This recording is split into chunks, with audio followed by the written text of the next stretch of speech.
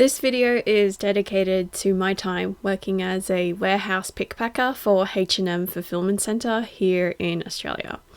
It was the worst job I've ever worked, purely for the stench of the chemicals that came from the freshly made clothes that was inescapable when you worked there. And if I end up dying from cancer, you know where I got it from. Well, allegedly. Consumption is often framed as a right, almost a reward, for those of us living in the Western, or so-called global North societies. We're sold the idea that building our dream wardrobe will somehow bring us closer to our dream self. Fast fashion companies lean hard into this narrative. They present themselves as the gateway to self-expression and personal transformation, all at a low, affordable price. This is why some intelligent, creative people will defend fast fashion as a democratizing force in the world of style. The argument goes, fashion should be accessible to everyone, not just the wealthy, but beneath this surface-level idealism lies a deeper, more complicated truth. In this video, I want to deconstruct and challenge some of the most common arguments in favor of overconsumption in fast fashion. Let's take a look at what we're really buying into. Point 1. Defining fast fashion, ultra-fast fashion, and democratic. What is fast fashion? Fast fashion refers to the rapid production of inexpensive, trend-driven clothes, often low in quality and heavily inspired by existing designs by luxury designers and independent creators. According to Britannica, it's built on rapid consume and discard culture, and also comes with environmental destruction and worker exploitation, topics I'll explore more deeply later in this video. Brands like Zara and H&M are often created with pioneering the fast fashion model. Instead of releasing clothing collections based on the traditional seasons, they introduced a new cycle, dropping new pieces every 2 weeks, if not sooner. The goal? To keep customers constantly coming back for the latest trends. And then there's ultra-fast fashion. Think Shein, Temu, brands that operate at a pace even faster than Zara or H&M. Their production is powered by algorithms and social media trends. Within hours of spotting a viral item online, these companies can design, produce, and list a near-identical version on their platforms. While this sounds like improved innovation, it's built on the same foundation as fast fashion, just more acceleration and even less oversight. One complication with this definition: low quality isn't exclusive to cheap fashion. Even at higher price points, including some luxury labels, you'll find garments that are poorly made or unrepairable. That's because in many places there are no real regulations or laws around garment quality. Still, generally speaking, the more you pay, the more time and care goes into sourcing good materials and time spent on constructing, especially when you're supporting small businesses or designers who actually care about the craft. What does democratic mean in fashion? Let's talk about that word, democratic. In its truest form, democracy means fairness, inclusion, and equality. Everyone gets a voice, everyone matters. When people call fashion democratic, they often mean it's more accessible. More people can participate in trends, express themselves, and feel seen. That's not inherently a bad thing, but if fashion is going to claim that label, it can't just be about affordability for consumers. It also needs to be fair for the people who make the clothes and deal with the clothing waste. And right now, that part of the equation is being completely ignored. Point 2. Do you really need to buy clothes to understand fashion? Here's a common assumption in fashion discourse, that physical assumption, owning clothes, is the only real way to engage and unlearn with fashion. And I get it, on the surface it makes sense. How can fashion exist without clothing to touch, wear, or admire? But this line of thinking falls into a trap. It assumes that learning has to be tactile, that you can't understand fashion unless you're actively buying into it. I want to push back on that, gently but firmly. Let's borrow an idea from philosophy, Mary's Room. It's a thought experiment where a scientist named Mary knows everything there is to know about colour, wavelengths, perception, neuroscience, but she's lived her whole life in a black and white room. When she finally sees colour for the first time, does she learn something new? Something she couldn't have known through theory alone? It's a fair question. If we only study fashion through images, books, and videos, are we missing the qualia, the essence of the experience? Maybe. But let's be honest, if you're watching this type of video, you probably already have a fairly substantial wardrobe. The issue isn't that you don't own enough clothes, it's that you might not be engaging deeply with what you already have. For instance, have you ever taken a piece of your closet to a tailor or seamstress for alterations? Tried hand sewing or learning how to mend or upgrade your garments? Closely inspect the stitching, the lining, the care label, or even documenting your wardrobe in a journal or style tracker. These are all ways to physically engage with fashion that don't involve buying any new pieces. You can also immerse yourself in the fashion world without ever stepping into a store. Museums like the V&A, the Met, the Kyoto Costume Institute, or the MoMU in Antwerp have extensive clothing archives. Fashion books and documentaries can teach you about legendary designers, dead or alive, whose work you might never touch, let alone own. And then there's YouTube. Channels like Bliss Foster, Fashion Lover 4, Understitched, and others analyze niche or emerging designers in depth. You don't need to buy a single garment to learn from them. And the same goes for construction. There are countless creators sharing their sewing processes, material knowledge, vintage garment breakdowns, and critical reviews of clothing, all accessible for free. You can learn how clothes are made, what good tailoring looks like, and how fabric behaves, all without a shopping cart. Even styling videos and behind-the-scene manufacturing content can teach you how to think about the existing garments you already own in new ways. So if you're looking for a more meaningful relationship with fashion, one that goes beyond the dopamine hit of a haul, here's the good news. It's absolutely possible. The less you buy, the more you're forced to actually see what you already have, and that kind of insight, that's a pure win. Point 3. Clothing as self-expression, or the myth of the identity haul. There's this very American idea that your clothing must express every single facet of who you are, that every item you wear should say something deep about your personality, your politics, your childhood memories, your vibe. And I get it, expression is important. But here's the uncomfortable truth. You can't buy enough stuff to fully express your entire identity. You just can't. Even if you tried, no matter how you shopped, how curated your aesthetic, how perfectly layered your outfit is, there's always going to be something left unsaid. Because clothes are just physical objects, and you are a full living person with nuance and contradictions and varying degrees of depth. So let me hold your hand for a moment and say something I want you to really sit with. All parts of your identity are within you. You don't always need an item to say it for you. I'll say it again, just so no one can ever sell you something on this basis again. All parts of your identity are within you. You don't always need an item to say it for you. Yes, fashion can be an incredible form of communication. It can show our wealth, our taste, our values, our cultural upbringing, our sense of humor. It can reflect the current cultural zeitgeist we lived in. It can be art. It can be play. But clothing is not a requirement for selfhood. Your identity isn't something you have to prove with a t-shirt or aesthetic or haul. It's already there in your thoughts, your actions, your creativity, your silence. So fashion helps you explore who you are. Amazing. But don't let anyone convince you that buying more is the only way to be who you are. You already are.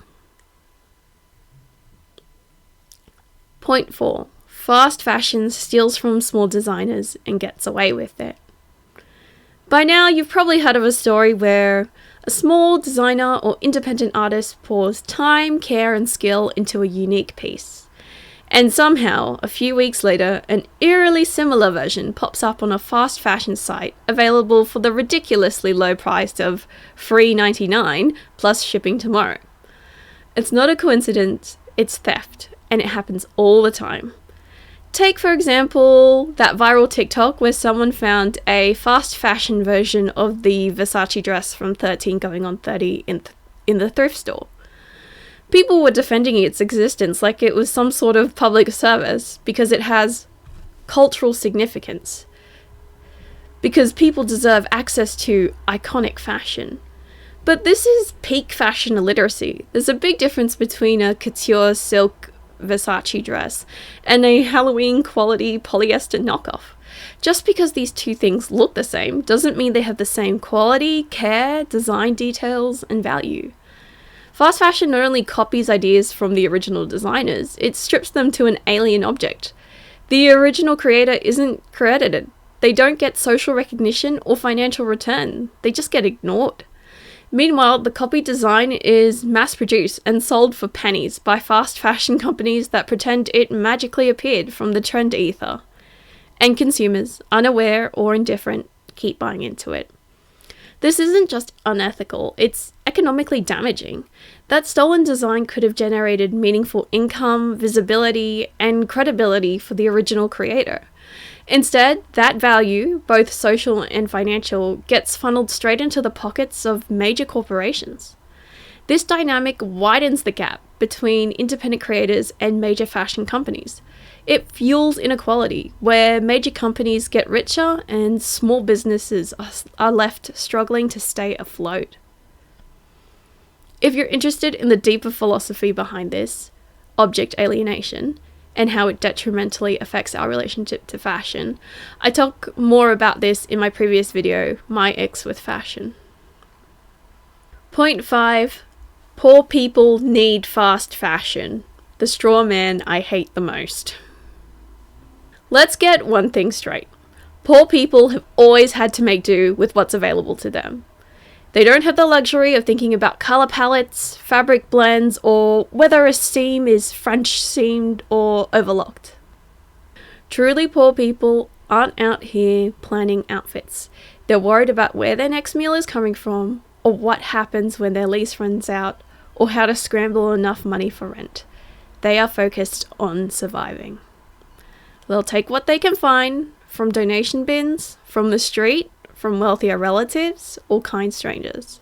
They'll accept second-hand, mismatched, and damaged goods because that's what survival looks like, and they're grateful for it. So this idea that fast fashion is some kind of benevolent gift to the poor, it's not just wrong, it's insulting. In many countries, including here in Australia, second-hand thrift stores are really charity shops, and they are inundated with clothing. Some charities, like Thread Together, are solely dedicated to assembling clothing bundles and sending them directly to disaster-affected or low-income individuals. Social workers often collaborate with charity shops to give low-income people vouchers so they can choose their own clothing at these shops for free. No questions asked. So no, the problem isn't that poor people can't survive without fast fashion. The problem is that people who could easily consume less won't. And here's the tangent I need to take because it gets misunderstood a lot. Resellers aren't the villains here. There's so much excess in the secondhand clothing system that resellers actually help move items that would otherwise sit in back rooms or get tossed. If someone finds an unpolished gem, add values by cleaning, repairing, or styling it, and sells it to a niche buyer who will actually wear it, that's good. It clears space in charity shops and gives items a second life. That's not exploitation, that's redistribution. You know what is exploitation? When fast fashion brands steal the labor of a garment worker and pay them less than living wages. When they sell you a $12 thin, wash once polyester blouse and convince you it's justice. The whole affordability argument is a distraction. It sets up a false dichotomy, pitting the have-nots against the have-nothings, when really we should be calling on the have-somethings, those with options, credit cards, wardrobes, time and energy to research, to do better. Sustainable fashion can be more expensive, but not drastically so. Brands like Aloha's, Girlfriend Collective, Farm to Hanger, or Bushies sells ethical items at prices lower than trendy mainstream brands like Nike, Calvin Klein, or Corel, and produce comparable products. So when someone says sustainable fashion is unaffordable for the poor, What they often mean is, sustainable fashion is inconvenient for me. It's faux moralism, faux saviorism, a shield to avoid doing research or making less hyped, less instantly gratifying purchases. And most of all, it's a way to keep upholding the fast fashion system so that the have-somethings can keep fueling their shopping addiction.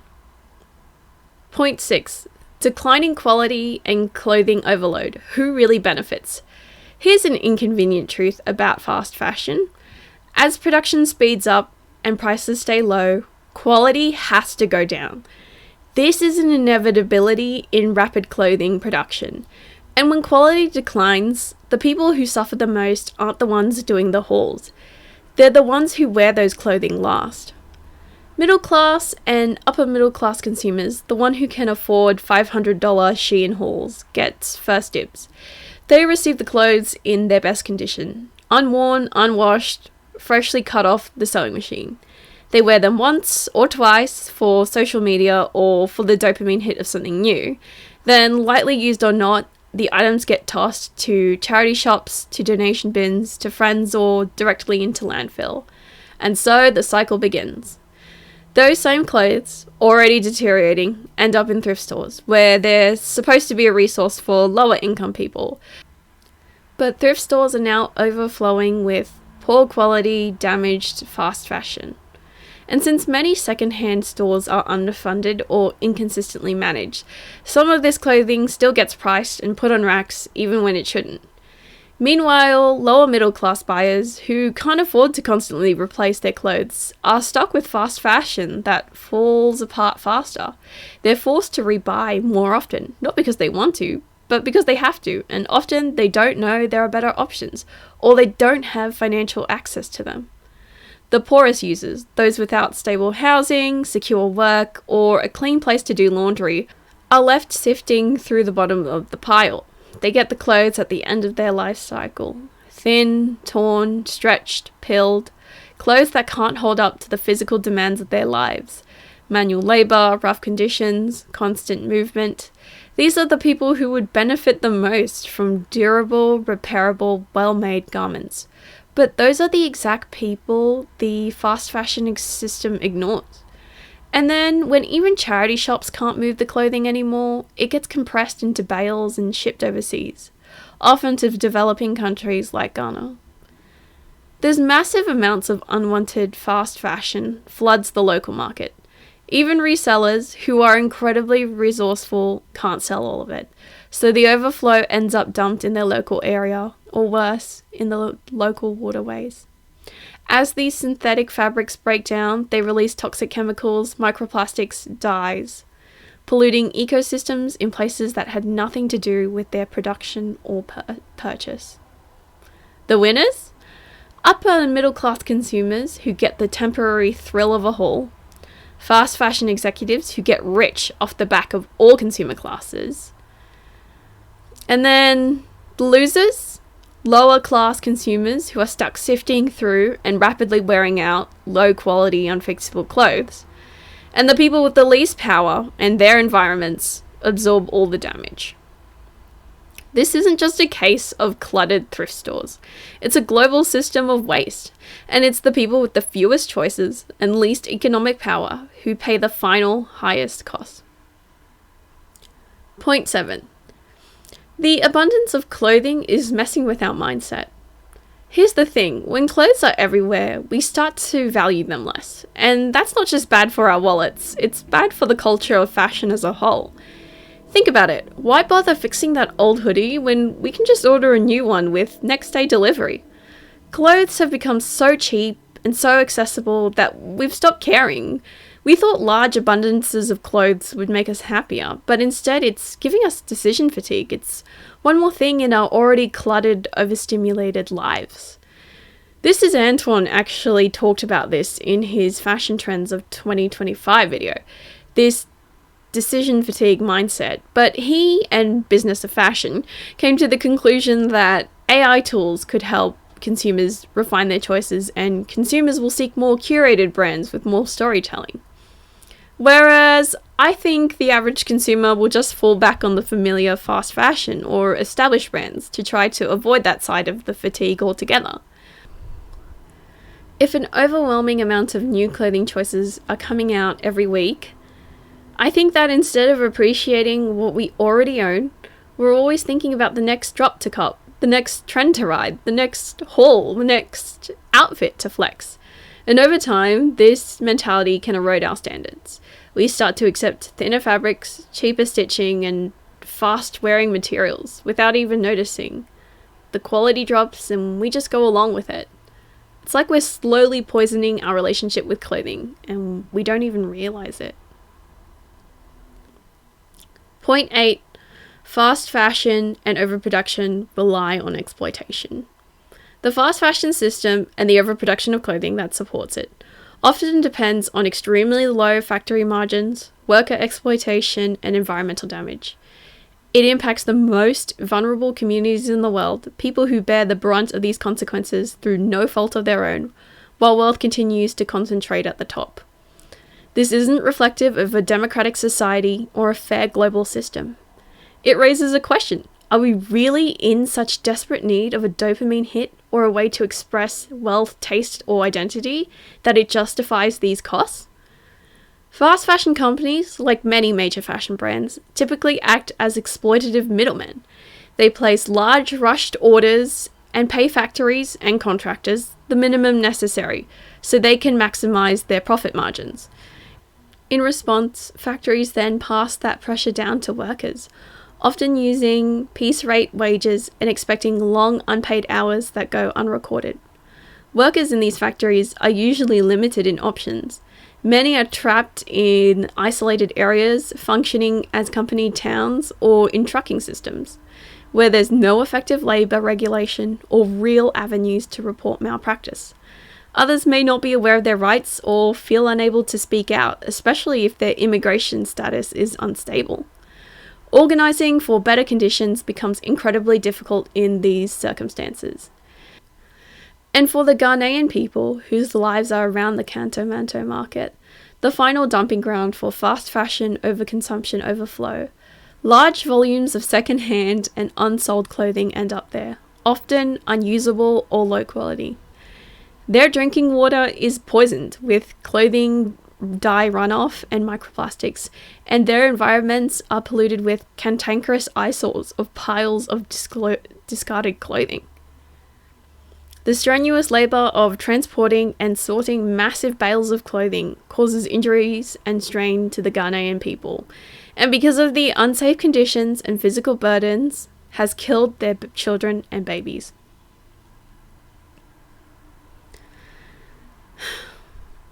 Needless to say, fast fashion and overconsumption is insanely undemocratic, and to say the least, is not needed, and is a net detrimental influence to the culture around the fashion industry. Anyone who wishes to defend fast fashion and overconsumption does so at the expense of what is a fair and democratic world for vulnerable people and their environments. And mostly defended out of ignorance. See my first video, Can Fashion Ever Be Better?, on why people remain willingly ignorant.